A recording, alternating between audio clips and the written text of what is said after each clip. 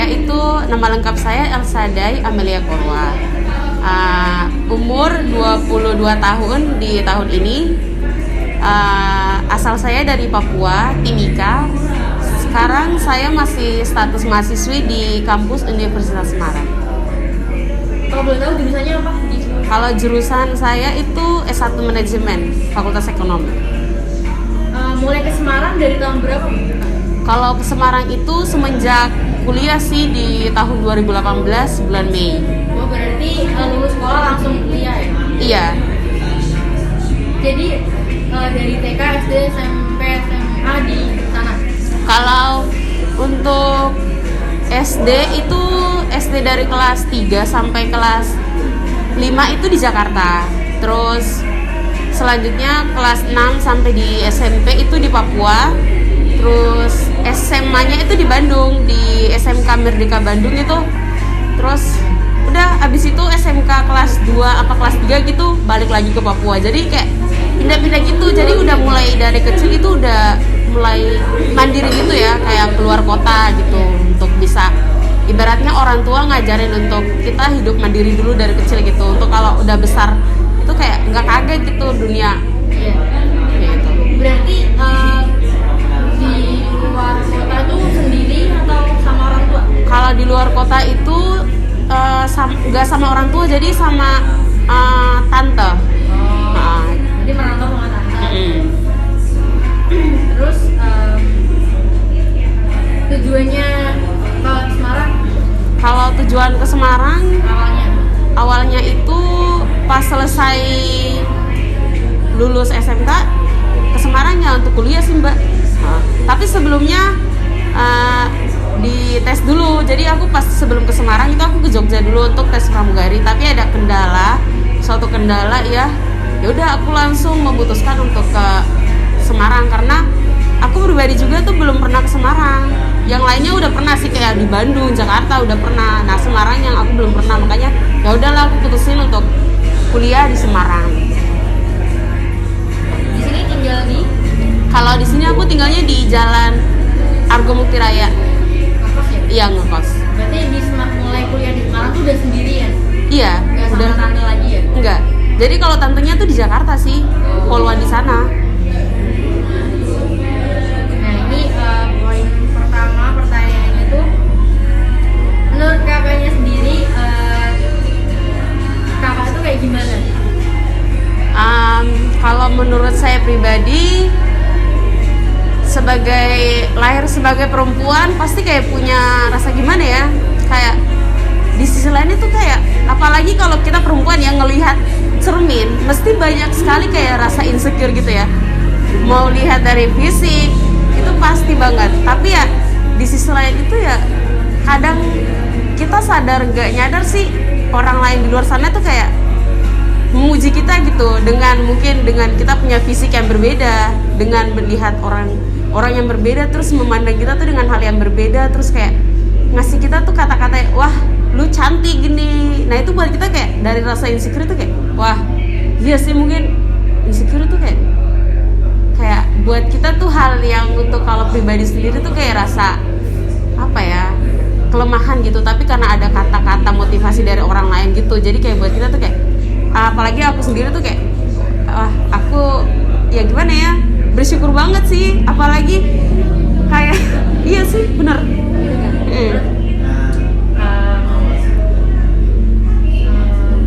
Kan namanya kan Kak Eca kan minoritas ya, kota Semarang. Itu pernah nggak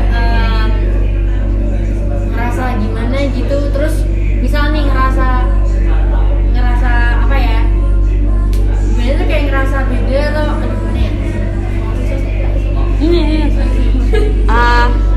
Kalau ya minoritas ya pastilah udah terjadi sekarang juga. Kan aku ibaratnya di tempat sini kan aku minoritas karena aku sendiri dari Papua, dan itu sangat beda banget dari bentuk fisik gitu kan, udah kelihatan banget gitu dari kulit apapun itu. Kadang yang positif negatifnya ya, kalau yang positifnya itu nggak semua orang punya punya asumsi yang sama gitu kan. Pasti ada asumsi orang yang berbeda-beda gitu, kayak ngelihat mungkin dia asumsinya beda karena dia udah pernah, ini menurut aku ya, kayak dia udah pernah mainnya jauh gitu, kayak dia nggak di satu kota tapi dia udah pernah merantau, jadi dia udah tahu. Jadi kayak ngelihat orang kayak orang Papua ya gitu ya, kayak wah ini dari Papua ya, wah kayak wah bagus kayak gitu, udah bisa ini ya, kayak wah kulitmu bagus nih, lu beda dari orang gitu, kayak wah kayak ibaratnya tuh kayak ada kata-kata yang ngomong kayak wah kulitmu tuh bagus, eksotis gitu. Orang bule tuh pada suka kulit-kulitnya kayak gitu, tapi sebaliknya orang Indonesia pengennya kulit putih gitu kan. Terus kalau untuk itu yang positifnya sih, kadang ada yang ngomongnya kayak wah bagus nih, kayak beratnya selesai kuliah terus selesai jangan lupa pulang ke Papua, bangun Papua. Nah itu ya, itu ibaratnya kata-kata yang memotivasi kan, motivasi. Terus kalau yang negatifnya itu kayak ya aku pernah alami juga pas waktu di kampus, tapi kampus beda gitu. Jadi tuh kayak ada pokoknya mbak-mbak gitu, nggak tahu, aku juga nggak tahu namanya. Jadi kayak ngeliat gitu sambil ngomong. Nah kalau ibaratnya dianya kalau punya apa ya, otak yang maksudnya mau gibahin orang, ya jangan ngomong besar-besar kan. Kalau ngomong besar-besar kan ibaratnya kita langsung tahu kan. Nah dia tuh ngomong besar pas di belakangku juga. Ya udah, aku dari situ kan otomatis aku yang beda sendiri, ngomongnya juga mulai dari dia kasih tahu ciri-cirinya, pas itu emang aku pakainya sesuai itu, udah aku langsung tegur.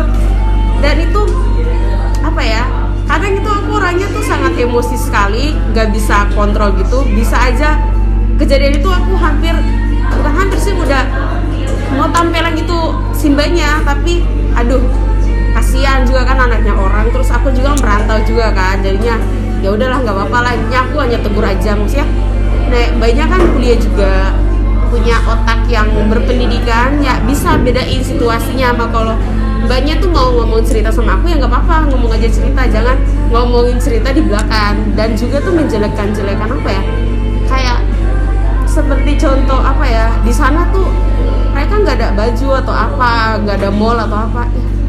Itu pertanyaan anak kecil sih, maksudnya menurut kayak maksudnya itu pertanyaan yang sama sekali tidak tepat untuk lu utarakan gitu. Karena masa di zaman sekarang ini tuh masih belum ada orang yang nggak pakai baju, atau belum ada yang di kotanya nggak ada mall, kan nggak mungkin kan. Kan sudah semakin maju, teknologi sudah semakin canggih, orang-orang juga semakin pintar kan. Masa sih dia nggak pulang bangun kampungnya untuk lebih bagus lagi kan gitu. Kayaknya pernah nggak mendapati masalah yang menjadi sini loh ya, terus bikin kau tuh kayak sakit hati banget gitu loh. Terus setelah adanya hal itu, gimana caranya Kak Eca menanggapi hal itu lagi kok misal kemudian hari ada orang yang kayak gitu ya ke Kak Eca gitu? Seperti kayak itu mungkin masalah kayak ibaratnya kayak cerita, mereka ceritanya tuh untuk menjatuhkan kayak seperti yang contoh yang tadi sih Mbak, kayak ngomong tentang ras, budaya, untuk pendidikan juga di sana, kayak bilang di sana emang nggak ada kampus ya sampai kuliah di sini. Enggak sih, di sana banyak kampus. Papua tuh emang dilihatnya mungkin di petanya tuh kecil, tapi coba aja sih kalau ke sana kecil, coba jalan kaki aja itu apa nggak capek apa? Itu kampusnya banyak, tapi namanya orang tua pasti dianya tuh pengen anaknya tuh untuk belajar hal baru, untuk dia tuh bisa kuat gitu, untuk tidak ketemu hal baru tuh dianya tuh lemah gitu kan. Jadi udah mulai merantau, kayak aku gini kan udah mulai merantau dari SD gitu. Jadi ya apa ya, kayak buat itu kayak nggak ini sih, malah udah terbiasa gitu.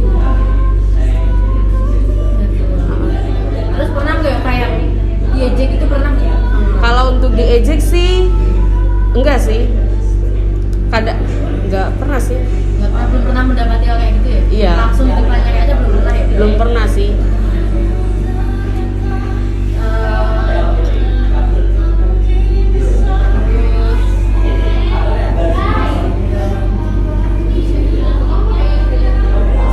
Gini Mbak, misal dalam ini ya, kayak kan biasanya kan di Semarang nih, terus misal mau ngelamar kerja, ada nggak sih ngerasa kayak gini, kayak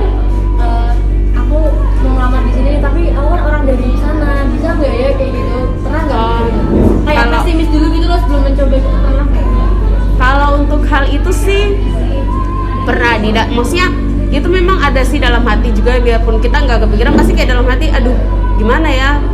Tapi ya nggak jauh-jauh sih aku pas ini kan udah di semester 7 kan, untuk mau cari instansi aja kayak untuk mau objek untuk penelitian itu aja aku sampai kayak pikirannya juga kayak gitu, kayak aku sampai udah berpikir untuk aku ambil objek penelitian di Papua di tempat kerjanya ayahku. Aku sampai udah kepikiran gitu karena takutnya nggak keterima gitu.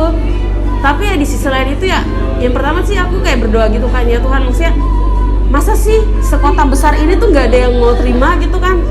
Dan juga emang apa harus ngelihat dari bentuk fisik, apa ngelihat dari apa ya, kan itu kan nggak masuk akal kan, ibaratnya apa ya, aku pas itu yang pikiranku sih pas waktu itu mau balik ke Papua untuk penelitian. Tapi ya puji Tuhan sih aku udah pas tes. Tapi sebelumnya tuh aku tes dimasukin untuk surat untuk penelitian itu ada di berbagai tempat sih, tapi itu mereka nggak terima karena ya alasannya tuh karena emang sekarang ini kan lagi masa pandemi kan, jadi untuk mahasiswa untuk melakukan penelitian itu nggak bisa. Jadi ya ibaratnya itu menurut aku alasan yang masuk akal sih, karena emang sih karena sekarang kan masih dalam masa pandemi, jadi ya bisa. Tapi ya setelah itu aku berusaha aja sih, berusaha sampai ya puji Tuhan dapat. Jadi ya untuk masalah pesimis yang pertama sih ada, tapi ibaratnya kitanya berusaha gitu dan juga berdoa pasti bisa. Terus itu enggak kadang kan ada orang nih yang bisa kalau mengkritik, pernah nggak ada orang yang mengkritik Kaisa gitu loh, mengkritik mungkin dalam berbagai hal, contohnya kayak misal dari fisik lah atau dari apalah, itu Kaisa kadang orangnya kayak sensitif nggak, dia kayak sensitif atau lebih menerima gitu loh, kayak gitu percaya diri gitu loh, ada nggak? Iya ada, jadi kayak cuman kan aku kan sempat kayak ibaratnya tempat nongkrong kan, dan emang udah sering banget dan juga kayak udah kenal gitu kan. Terus kan aku ibaratnya kan orang yang apa ya, maksudnya suka tampil beda gitu kan, kayak contohnya rambut yang aku sekarang nih kayak rambut.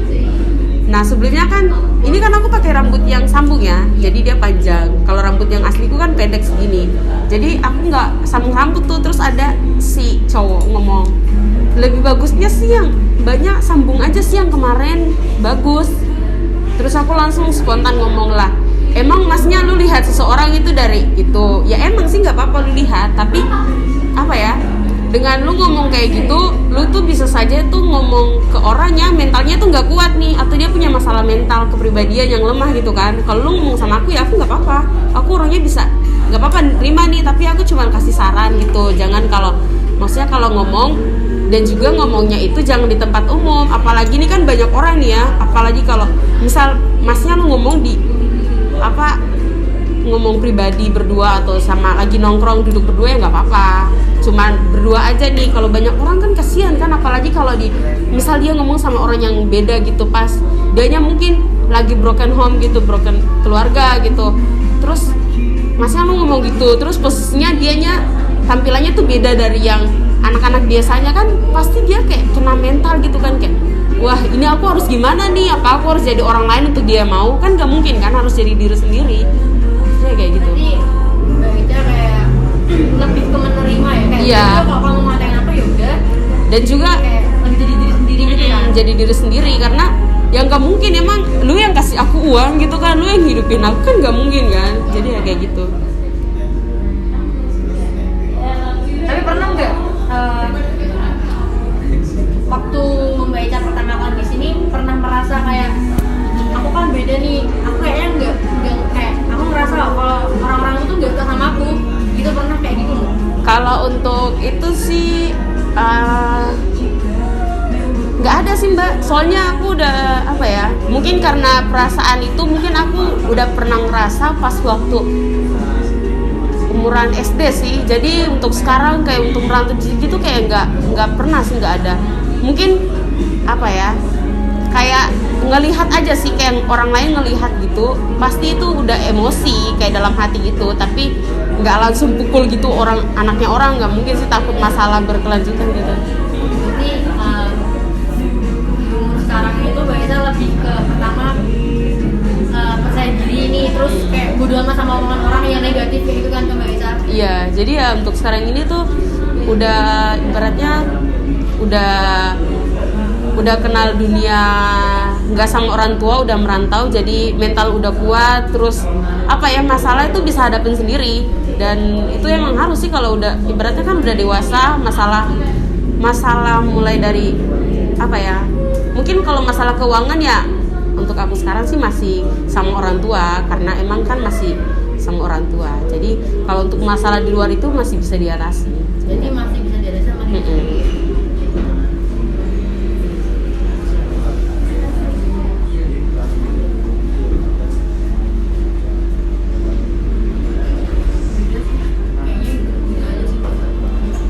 Oke. Mungkin ada itu nggak baca, mungkin ada kayak pesan, mungkin kan karena baca orang yang beda ya, terus pesan buat orang-orang yang mungkin ada yang nanti lihat video ini gitu loh. Iya untuk sih. pesan gini kayak menyampaikan pesan yang apa yang perlu disampaikan aja gitu.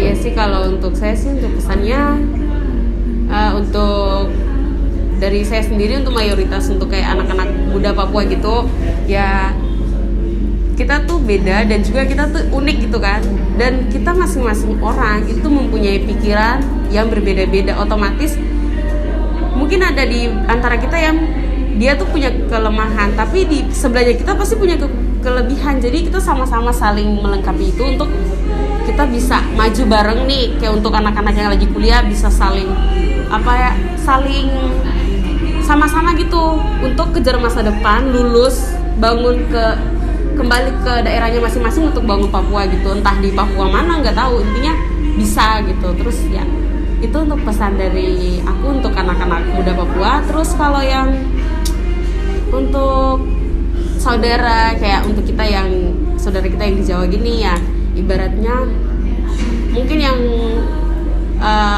mengeluarkan asumsi yang berbeda, yang kadang mereka mengeluarkan asumsi itu tuh bisa, mereka tuh nggak sadar atau sadar itu bisa menyakiti gitu kan hati kita. Jadi ya mungkin kata-katanya itu di lebih mengerti lagi untuk dia mengeluarkan itu, karena itu bisa saja menjadi masalah gitu. Jadi harus diperhatikan lagi sih kata-katanya. Ya nggak apa-apa sih, boleh tanya, tapi tanyanya yang logis gitu.